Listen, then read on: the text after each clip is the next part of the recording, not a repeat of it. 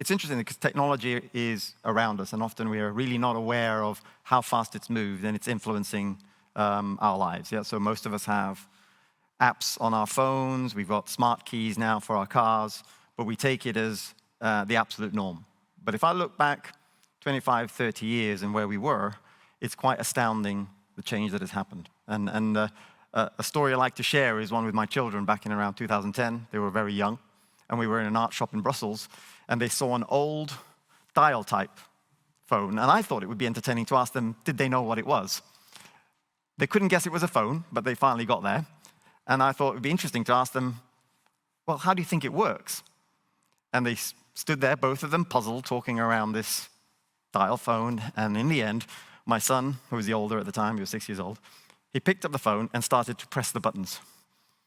And I said, well, why do you think it needs pressing? And he said, well, it's obvious, the numbers are there. So when I actually showed him how it was dialed, he was utterly astounded. And I said, well, what's wrong with it? He said, that's the most stupid way to get a phone to work.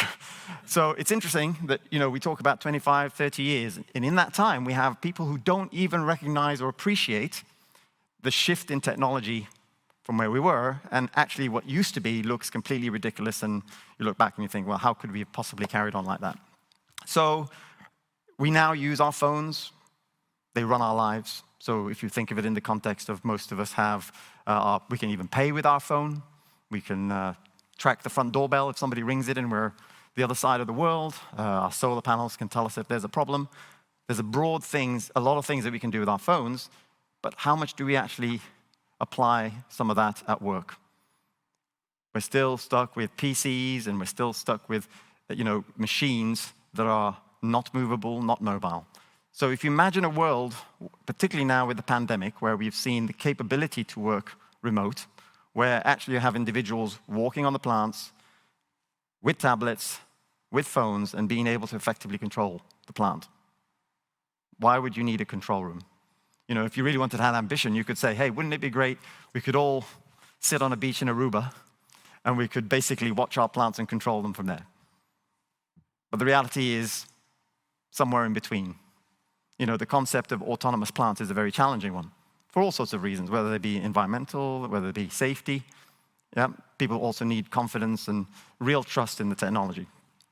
So what do we expect to be the real change here in terms of how society, particularly at work, accepts technology? I think it's going to be a little bit of a partnership between the two. The idea of having an autonomous plant is very difficult, I think, for society ultimately to accept. And the reality is, if you take a step back and say, well, what can I do? Well, the reality is the machines can run themselves, but they need people to monitor them, they need people to maintain them, and that requires a change in the roles of individuals within the plant. We will shift from a world where we're based on experience, operators, and demographics, and all of those things, and we will move more to a different skill-based type of generation, which will be much more understanding the plants and maintaining them, but much more understanding the technology that runs it. We've already started to apply some of that in Huntsman. We apply something that's called advanced regulated control. That's one step beyond just having the modeling of the plant. The plant now looks at areas of the plant, optimize it, then the model says, these are the set points you should go for. And it's been really interesting to watch our shift supervisors learning to accept this technology, because many of them would come in and they would apply their experience. And many of you who do run plants will recognize each shift, there's some change that happens on the plant, and you think, why did they change it? Well, that's the way they do things. The great thing about machines is they only really do it one way, and if they learn a better way, then you get the improvement. How do we cope with that? Well, we took the approach of saying we need shift adoption.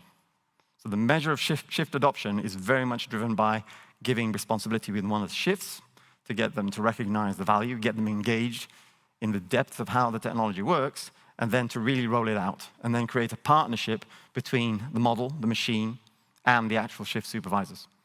Because what happens is we know the model is not perfect, and some of the knowledge the individuals out on the plant have had for the last 20, 30 years need to find their way into the model.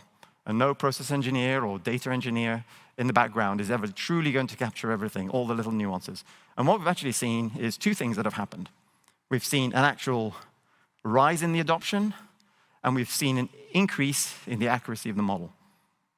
So it's a mutual trust-building kind of situation where, because the shift supervisors, for example, are allowed to input into the model and develop it, they feel they own part of it. And the feedback out of the model actually gives them the confidence that, hey, this thing really does give the right answers because it's learning from us.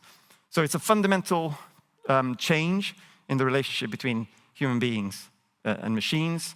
And I think the key element, as I say, is around building the trust, because many of us operate on the basis of, well, if I give it to the machine, how do I know it's doing the right thing? But how do you then ensure that when you start the journey, it's actually you're on the right road?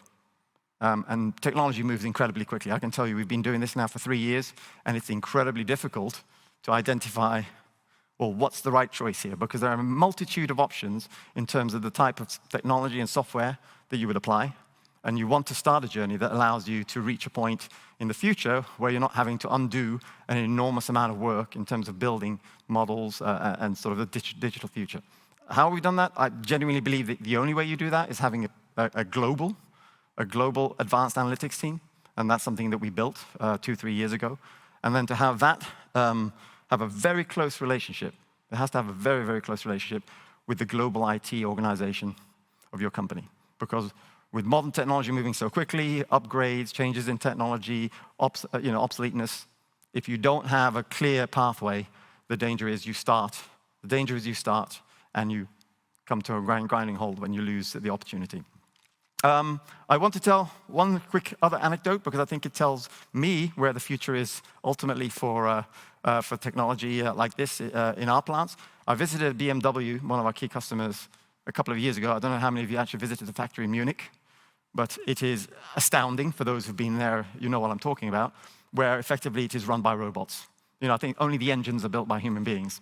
And to watch these robots each thousands of wells onto cars that we drive in, and we're supposed to feel safe in them, I was struck by the safety side, and I sort of turned around to the tour guide and said, hey, can you explain to me, how do you know that robot is actually putting the weld in the right place? How are you confident about that? Because he only has to get 2 or 3 of them wrong, and you have an unsafe car. He said, well, our robots actually know when they're ill, which was an astounding statement. And I was like, ill? He said, yeah. So they'll stop themselves, and they will actually call for help to be made better. And so from the perspective of where I see the future, I see our plants operating in the same way. When they're struggling to operate, when you have a problem with a pump, it knows, it calls somebody, and it tells them when they feel better once they've been repaired. And that's an astounding future that I see for us going forward.